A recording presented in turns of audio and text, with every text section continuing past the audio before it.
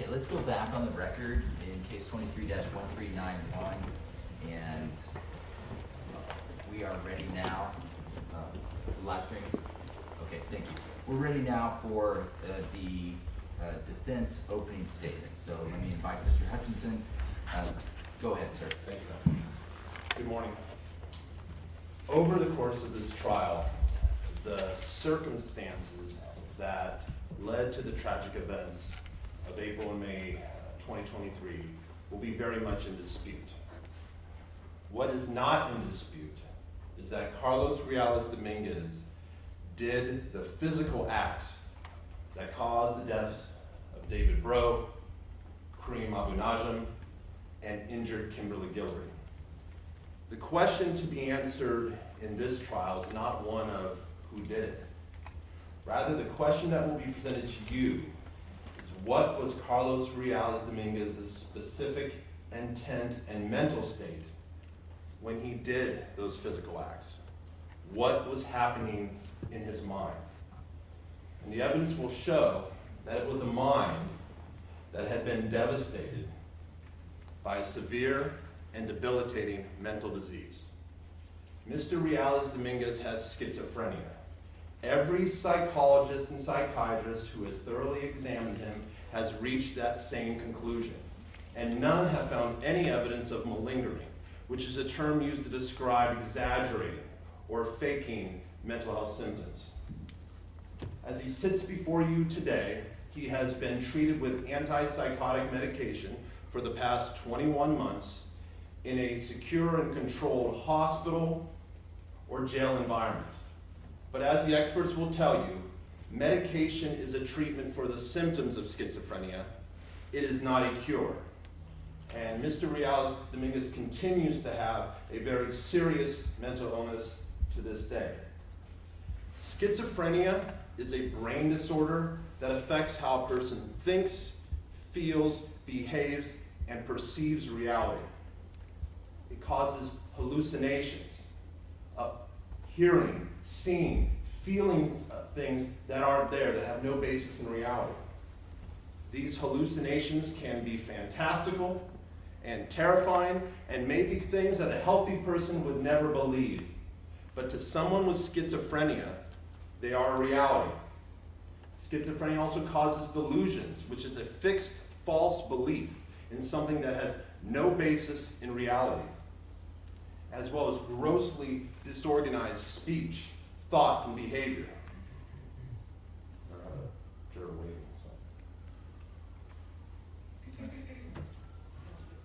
Oh, thanks. Just a moment. Yeah, go ahead.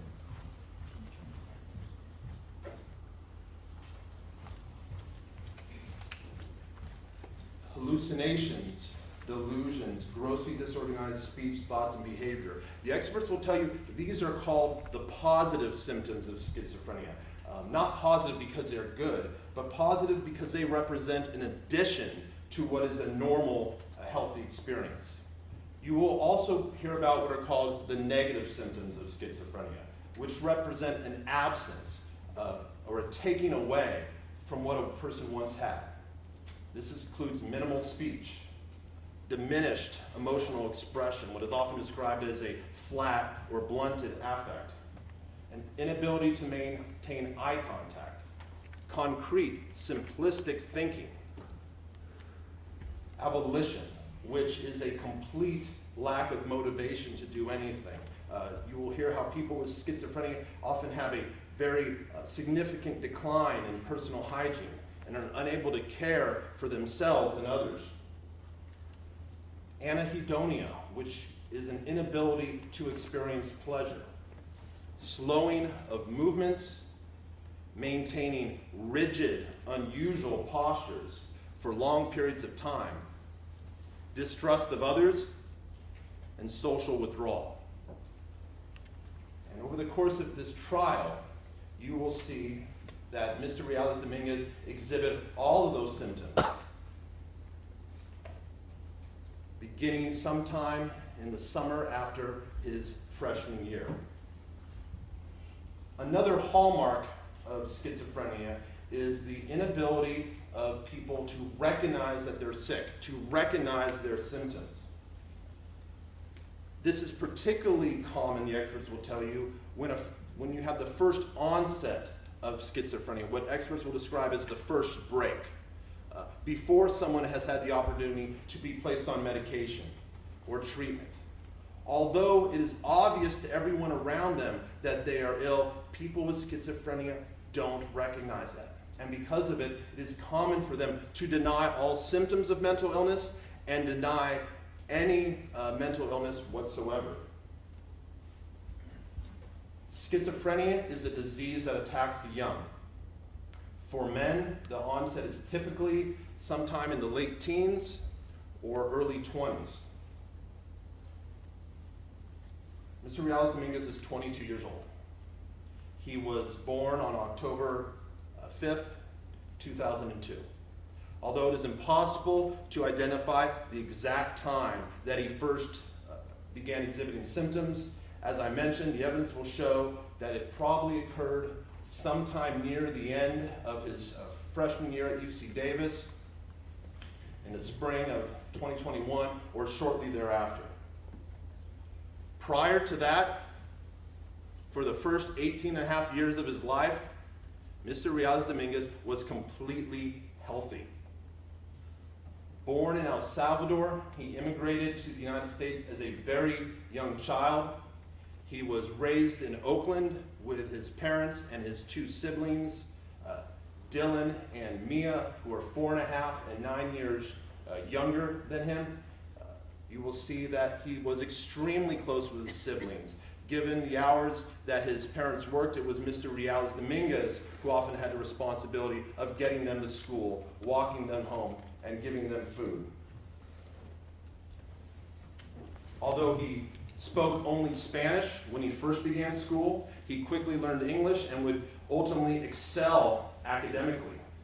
At Castlemont High School in Oakland, he was an honor student, a four-sport athlete, participating in varsity football, soccer, track and swimming. Although not big in stature, he had a muscular, athletic build, and through hard work, he became the starting safety and captain of the football team. And through his hard work in the classroom, he would ultimately graduate 11th out of his graduating class. He was also a typical teenager. He started a YouTube channel which consisted of him doing silly activities or pranks with his friends and siblings, and also playing video games with running commentary. He was friendly, he was outgoing, and he was healthy. And through his hard work, he earned admission to UC Davis, which he began in the fall of 2020. Now, this was a time of COVID and online learning, and it was difficult to begin college in these circumstances, and Mr. Reales-Dominguez was more shy than he had been in high school. Growing up, he had been referred to as Carlos Reales, which is the paternal name of his father.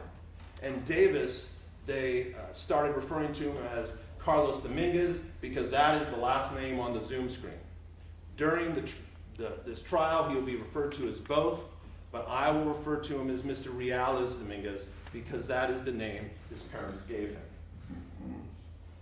Despite the challenges of COVID, Mr. Reales-Dominguez, during his freshman year, developed multiple friendships across different social circles. The first person he met who became a good friend was a man by the name of Nathan Riegos de Dios. They met over a Zoom class.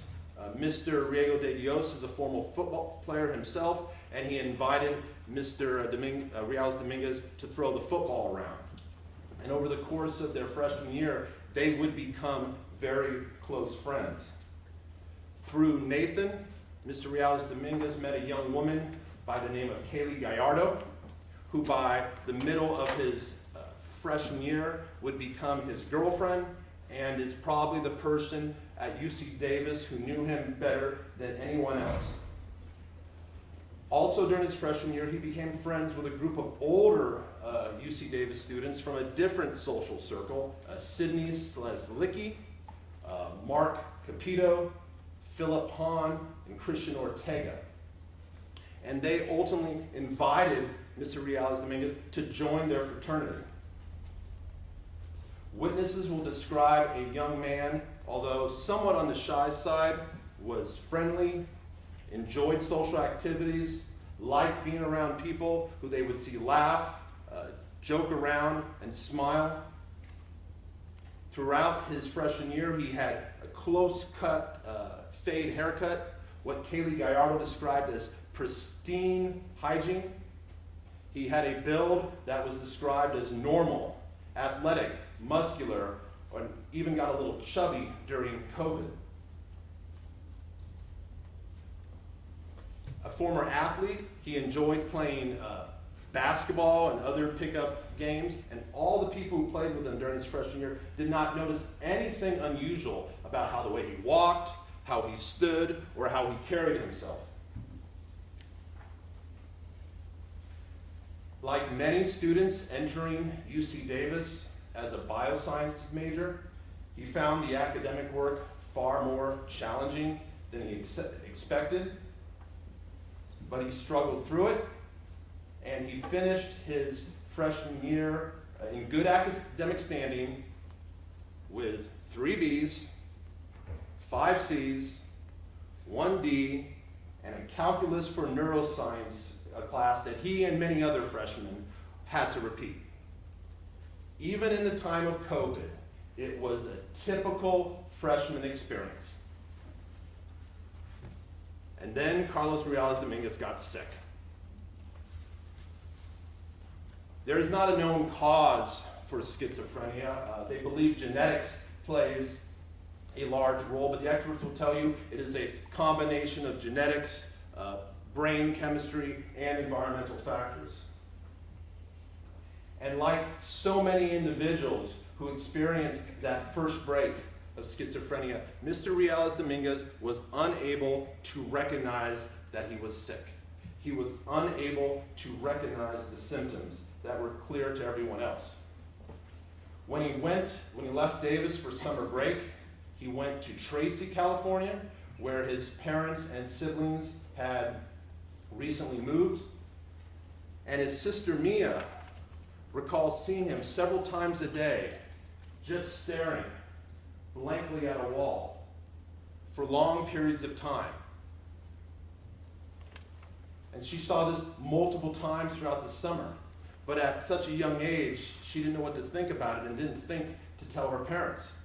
But she did notice that he had stopped showering, which seemed very unusual to her, knowing the teenage brother who had showered multiple times a day in high school. When he returned to Davis for the fall of his sophomore year, he moved into the Parkside apartments with Nathan Riegos de Dios and 2 other roommates. But it became clear to Nathan very quickly that something had changed in his good friend. Suddenly, the athletic build had changed to someone who, quote, got really skinny. And Mr. Riegos de Dios will describe how over the course of that year, he would see Mr. Reales-Dominguez moving his lips, like having a conversation with someone, but nothing was being said. And Nathan will tell you this freaked him out. And over the course of the year, which they began as good friends, they ultimately stopped communicating at all. Most of the time he spent his sophomore year was with his girlfriend, Kaylee Gallardo. But she also will tell you the differences she saw between the young man she met her freshman year. She also noted the dramatic weight loss and the pristine hygiene that she had dealt with for the first year, when he had to go back and take a shower before they could do anything, was gone. And she noticed in addition to this decline in hygiene, he became withdrawn. He didn't want to go out and do anything. He preferred to just stay in his apartment room, making beats with music or writing songs. When they did go out, he was paranoid. She will tell you how on multiple occasions, when they are walking down the streets of Davis or in some other public area, Mr. Dominguez would believe that people had just said something about him.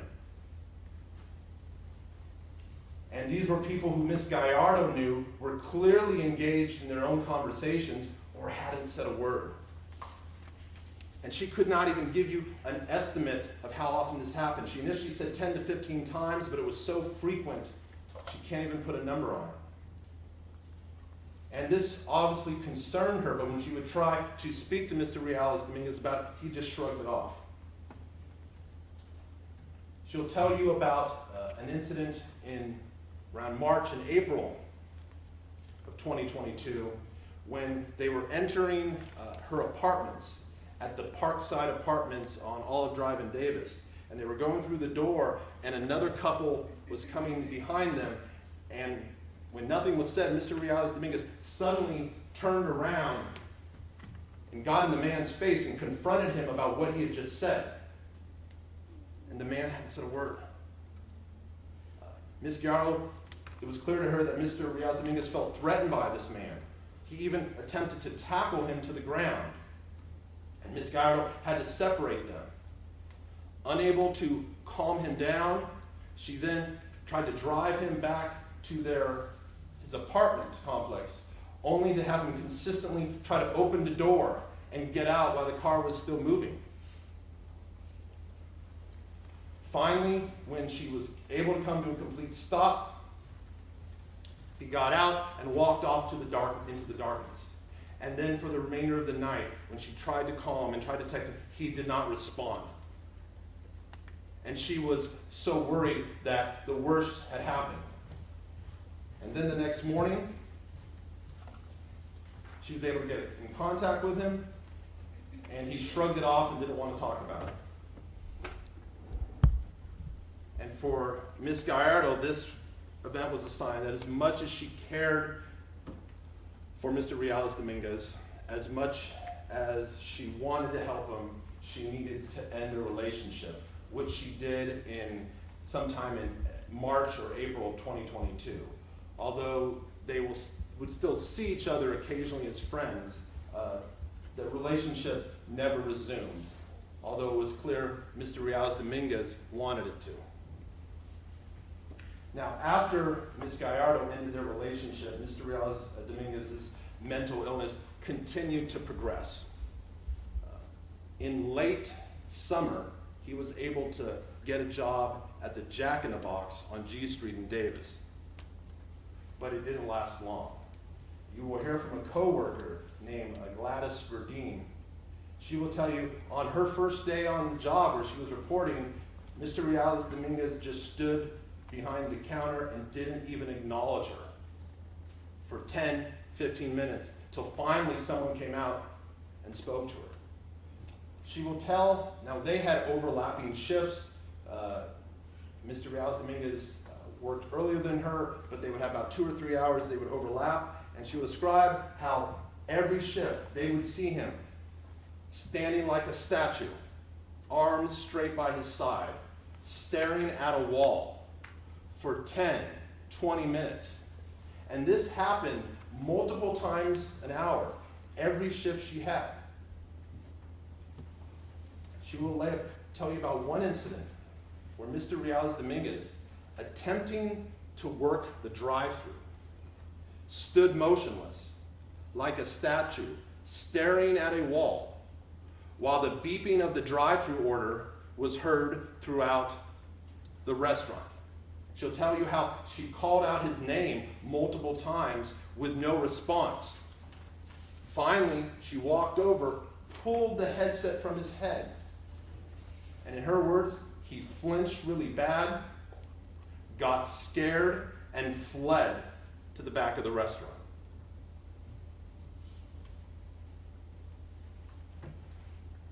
Ms. Redeem will tell you how sometimes he just stopped, he didn't show up for his shifts, and ultimately he stopped showing up altogether. Now in the fall of 2022, Mr. Carlos Dominguez moved into a house located at 762 Hawthorne Lane in Davis, where he was housemates with Mark Capito, Philip Hahn, and Christian Ortega. He actually took over well, he wasn't on the lease, he took over the room that had been previously occupied by Sidney Slazicki, who had moved back home in Sacramento County due to family issues, but would still visit the house frequently.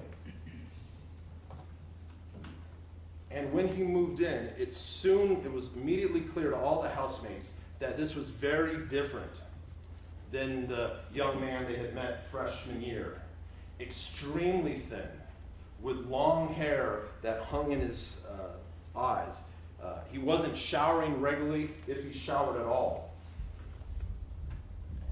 He walked with a stiff gait, arms straight at his side, which some of them would describe like almost a zombie. He isolated himself in his room, and when he would leave the room, he wouldn't even acknowledge him. Maybe 10% of the time. During housemate meetings, they would describe how he would stare off into a space or stare off into a wall, and they would have to say his name multiple times to get his attention. All three roommates saw or heard things that caused them to believe that Mr. Carlos Dominguez was hearing voices.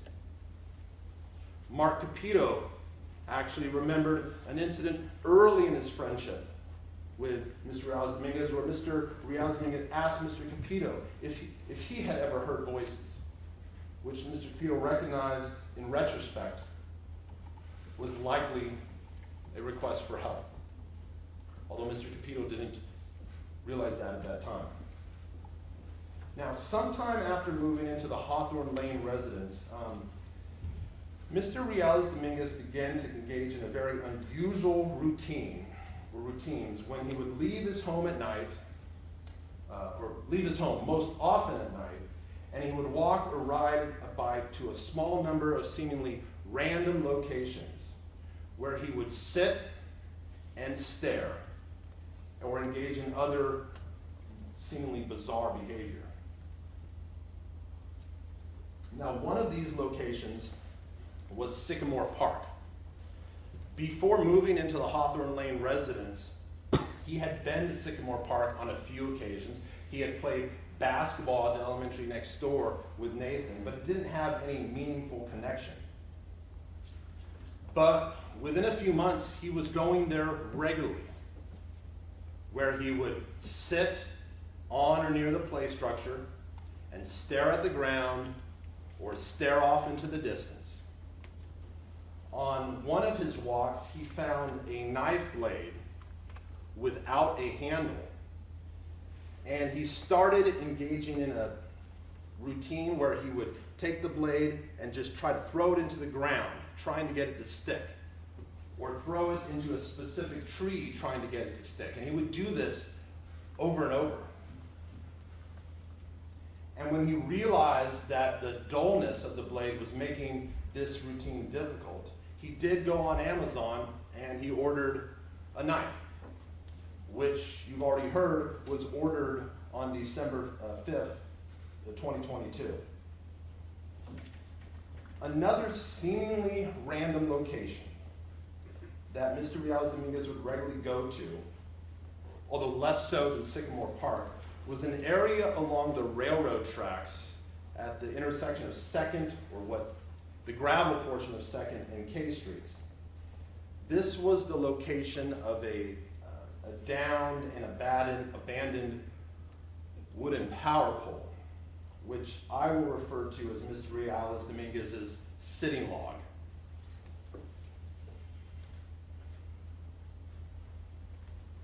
Now, during her sophomore year and into the fall of her junior year, which was in the fall of 2022, Kaylee Gallardo lived at the Ryder Apartments, which are right there. For point of reference, over here is the intersection of 2nd and L Street, which was near the area where Miss Guillory was stabbed. Now, when Mr. Carlos Dominguez was living at the Parkside Apartments, he would follow the rail when he would go to visit Miss Gallardo at the Ryder Apartments. He would follow the railroad tracks that run north and south through Davis, and you see they split at 3rd Street. He would follow it east into, which is a gravel portion of 2nd Street, and although you're not supposed to do this, he would cut across the railroad tracks, and then he would enter the Ryder Apartments through a gate. There is a locked gate, it has signs that say no trespassing, but you will see it's wide open and people commonly pass through there. And somehow, during this time, he became aware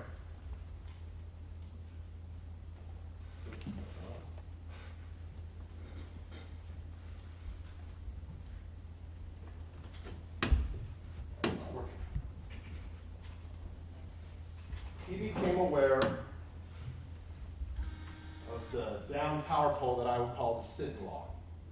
It's not there anymore. It was finally removed, but fortunately, Davis police officers named Alex Torres, who, when taking photographs at the scene where Miss Guillory was stabbed, he took hundreds of photos, not knowing what is relevant. And he got 4 photos where you can see the log. It's not clear. There is a gravel pile there. You see an overturned chair, but behind it you can see the pole. And even after Kelly Gallardo moved out of the Ryder Apartments, Mr. Carlos Dominguez would find himself either walking or riding to this location, sitting on that log and staring off across the railroad tracks toward the Ryder Apartments. This photo doesn't have the log in anymore, but you can still see the gravel and you can see the Ryder Apartments directly across. And he would come here at night, sometimes in the day, and he would sit and stare. Sometimes he would get up and walk around before coming back.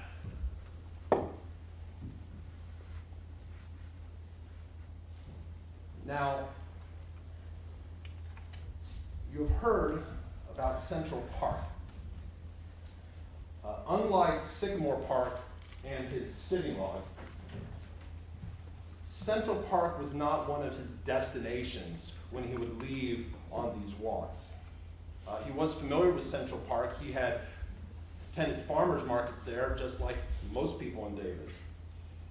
But when he would leave to go on these walks, it wasn't a destination. It was, however, a place he would stop on his way back home, whether from the sitting log or some other location.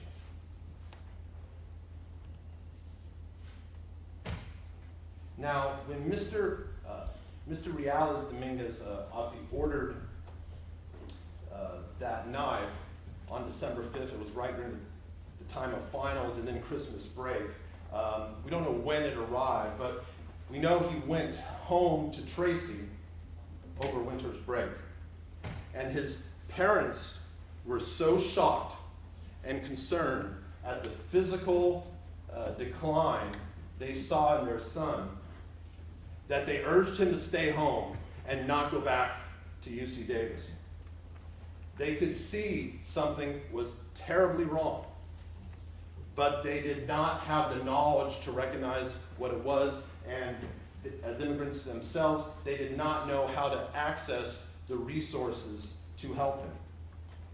And because Mr. Carlos Dominguez was an adult and did not rely on his parents for financial assistance to attend college, they did not even have the financial leverage to keep him to stay home. By the time Mr. Dominguez returned to Davis for his winter term, he had stopped communicating with his housemates altogether. He wouldn't acknowledge their presence. He had only minimal communication with his family, and then it cut off altogether. Ms. Gallardo will tell you about how on February 6th, she received text messages from both Dylan and Mia, concerned that they hadn't heard from their brother, and if she could help them get in touch with him. And for Ms. Gallardo, who knew how close Mr. Dominguez was with his siblings, this terrified her. But ultimately, she was able to give them a number, and they were able to contact him.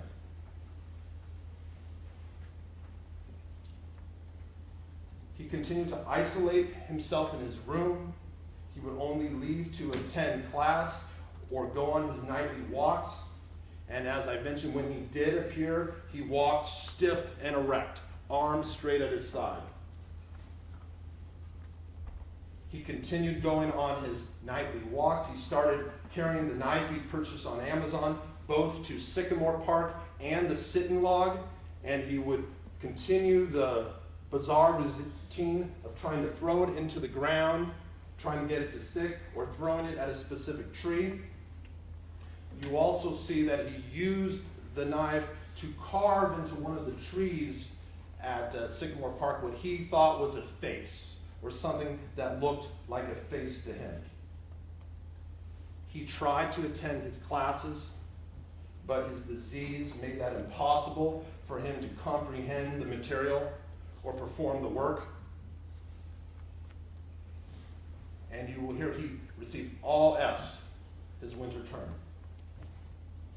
By April of 2023, Mr. Dominguez was in a state that multiple experts will tell you is florid psychosis, where he was seeing, hearing, and believing that he was being stalked by a group of shape-shifting supernatural beings that he described as the shadow figures. He had these hallucinations for some time, but as his disease progressed, they became more frequent, more vivid, and more terrifying.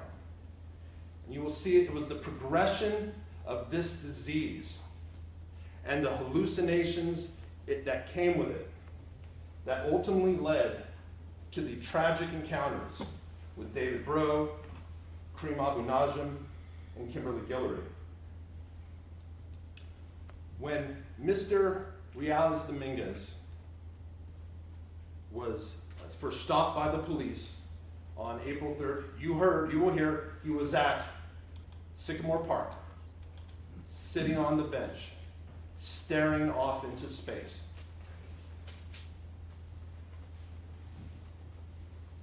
The individual who followed him and called the police will describe how he seemed to walk not in any sort of deceptive way, but as though he had no idea where he was going.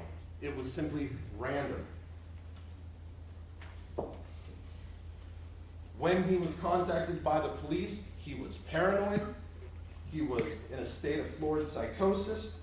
And you will see he did not believe in his mind that he had stabbed or killed anyone. After he was taken to the Davis Police Department, he was placed in an interrogation room where he would remain for the next 7 hours, not moving, not eating, not drinking, not asking to use the bathroom.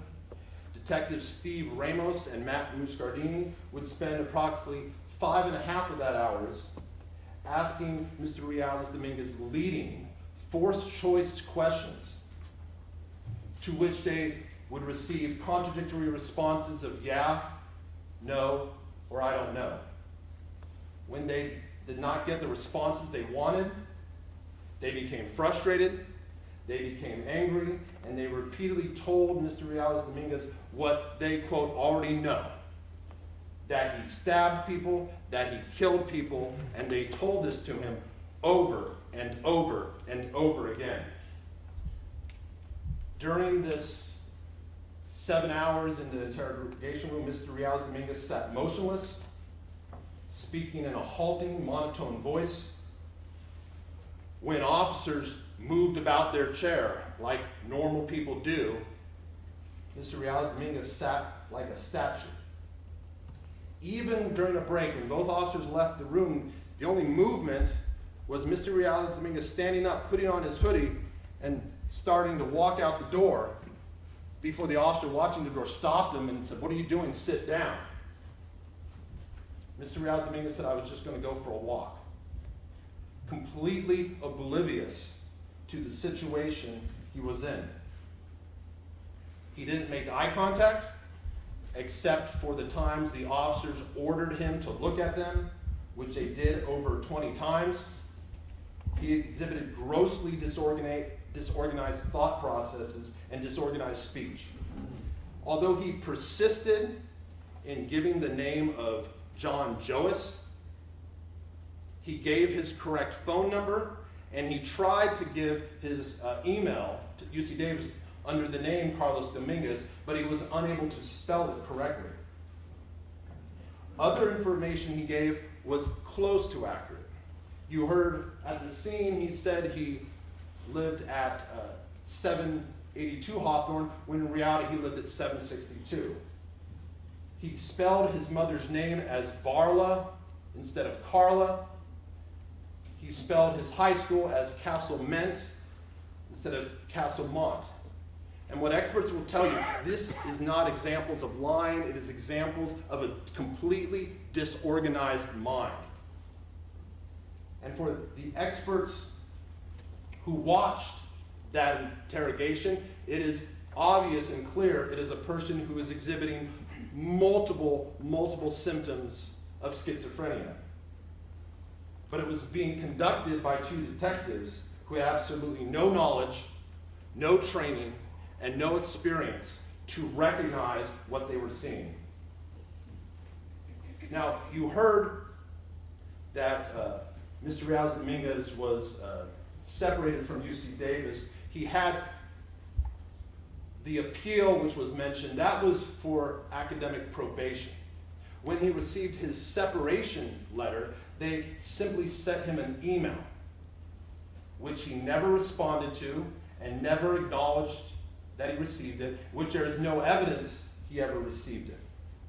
And you'll see it is an email written in a way that even a mentally healthy person would have difficulty understanding what it meant. You saw from the prosecutor's PowerPoint that even after this first two stabbings had occurred on May 1st, he appears to be trying to go to his classes at their scheduled time. You will see he arrived at one almost right as it ended, but then appeared to go to the other one. And then the following day, May 2nd, after the stabbing of Miss Guillory, again you see him trying to go to his classes. And you will see, with respect to this power on, power off summary that the prosecutor showed you, you will see that Mr. Carlos Dominguez had an old cell phone that didn't hold a charge, and this power on, power off pattern existed for multiple months. And there was a very good reason why someone would need to bring a cell phone to a class at UC Davis, and that will be explained to you.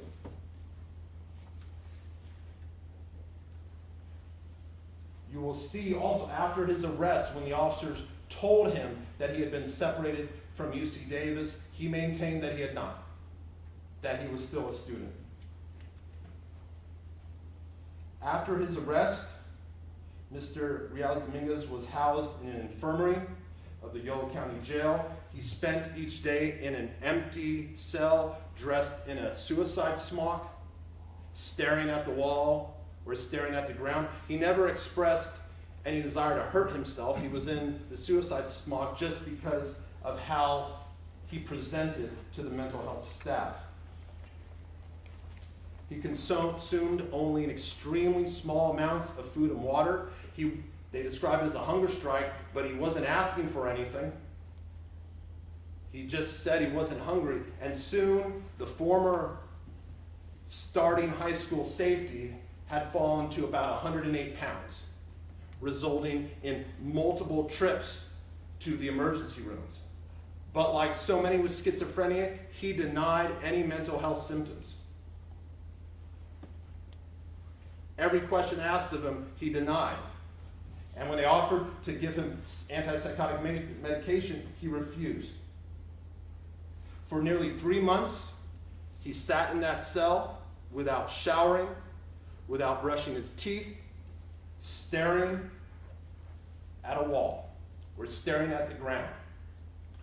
For the first month, he was minimally communicative. You were heard, he made statements concerned that he was missing his classes at UC Davis, that he needed to register for classes, and he was wondering if he could have a laptop so he could keep up with his classes, still believing he was a student. Ultimately, he stopped communicating verbally, would only use hand gestures, and then basically stopped communicating at all. The psychiatrist who was treating him at the jail, her name is Patricia Tyler, and she treated him via telepsychiatry. She didn't actually meet him in person. She diagnosed him as suffering from schizophrenia, and she recommended emergency involuntary medication. Medication he would have to take whether he wanted to or not.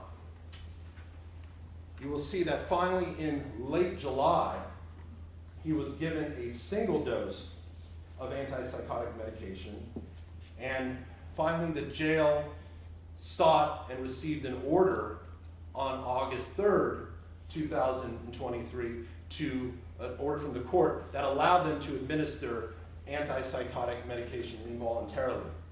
And shortly thereafter, Mr. Dominguez began receiving antipsychotic medication for the first time in his life. Once the order was signed and they showed it to him, he didn't physically resist. You will hear that the criminal case was paused on September 13th, 2023. He was admitted to Atascadero State Hospital for treatment. He remained at Atascadero for approximately 3.5 months before returning to Yolo County Jail in January of 2024, when criminal proceedings resumed. You will see that while antipsychotic medication is very effective, or can be very effective, at treating the positive symptoms of schizophrenia, the hallucinations, the delusions, it is far less effective at treating the negative symptoms. And you will see that many of Mr. Dominguez's negative symptoms, though less pronounced, are still present today. But having now received treatment, received medication, he does now recognize and fully accept that he has schizophrenia. Now, I would like to respond to a few things that was brought up by the prosecutor, because it'll likely be several weeks, if not more, before the defense is allowed to call any witnesses. And they spoke to you about what Dr. Matt Massey saw. He was the individual who found Mr. Dominguez in Central Park at the Central Park in Sycamore Park, at the location of the stabbing of Karim Abou Najm. And what Dr. Massey will tell you is that when he approached and he had a flashlight on his cell phone, Mr. Dominguez seemed scared. He said, "What do you want? Leave me alone." And he spoke in a childlike voice. And that Dr. Massey's initial reaction when Mr. Dominguez got on the bike and rode off was that he had scared him. And then he saw Mr. Abou Najm on the ground. what you will see is that although Mr. Dominguez did ride across the highway and drop that bike, he immediately returned back and crossed over that bridge. A young woman named Hannah Cheney, who was riding her bicycle by when she saw Dr. Massey on the phone before police even arrived, saw someone who you will see was Carlos Dominguez crossing back over. In the state he was at that time, he was just trying to go home. And that is the only way he knew. Another thing the prosecutor said is that there was no blood found at the Hawthorne residence. You will see that statement is absolutely not true. To the contrary, the evidence found at the Hawthorne residence will show that Carlos Dominguez made no effort to clean or wash anything. Another thing I want to mention is that you will hear testimony from Kimberly Guillory and other members of the unhoused community in Davis, and they are very close, some of them are very close to each other, and they speak amongst each other. And you will see they are operating under a belief that approximately 9 o'clock on May 1st, when Kimberly Guillory was stabbed, that Mr. Dominguez was across from the tents, hiding behind trees, scoping them out. This is what they told the law enforcement. This is what many of them still believe.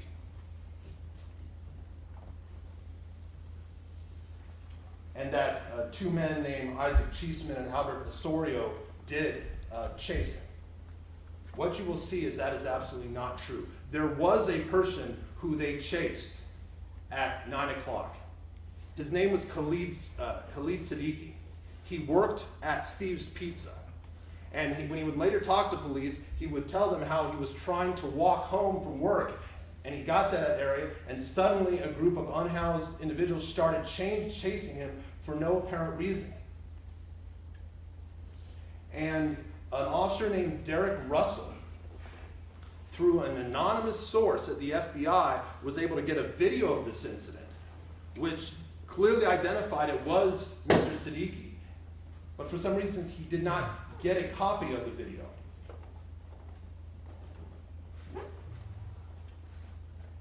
And Davis police ultimately determined that Mr. Siddiqui had no involvement whatsoever, and who those individuals saw was Mr. Siddiqui, not Mr. Dominguez. But you will see to this day, law enforcement has allowed those witnesses to continue to repeat that false statement, even though they know it is not true. You heard just last week, Ms. Guillory was meeting with law enforcement about her testimony. She repeated that statement, and they let her continue to believe it. And keep that in mind when you evaluate the testimony of Ms. Guillory and the other members of the unhoused community, how that false belief affects their testimony.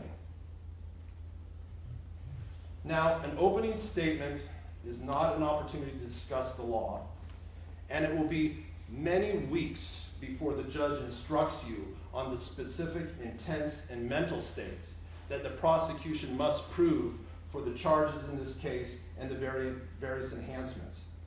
So please, as Judge McAdam told you, reserve your judgment until you have heard all the evidence and have had all the law explained to you so you can see how it fits together. But as you hear the evidence, much of which is going to be very difficult to hear and very difficult to see, please keep in mind, as I mentioned earlier, that this trial is not just about the physical acts that Mr. Dominguez did, but also what was happening in his mind when he did them. Thank you. Okay, thank you, Mr. Hutchinson. That concludes the defense opening statement. And that concludes the opening statement phase of this trial.